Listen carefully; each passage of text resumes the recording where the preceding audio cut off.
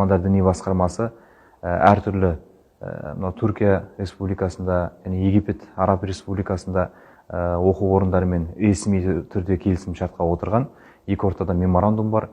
Сол меморандум бойынша оқу орнын бітірген, осы Қазақстанда базалық білім алған шәкірттерді, студенттерді, түлектерді сол жақтарға білімін жетілдіруге, я болмаса екінші жоғарғы оқу орнын оқуға келісім, өзара, яғни екі мемлекеттің арасындағы келісіммен арнайы бағдарламалармен, арнайы гранттар бөліп оқуға жіберіп отырады.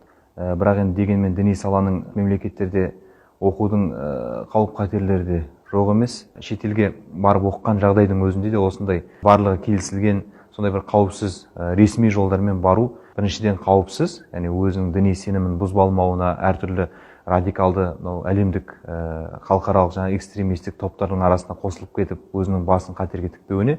Екіншіден, оқуын бітіріп елге оралғаннан кейін де болашақта осы дін саласында қызмет ету үшін де бұл өте бір маңызды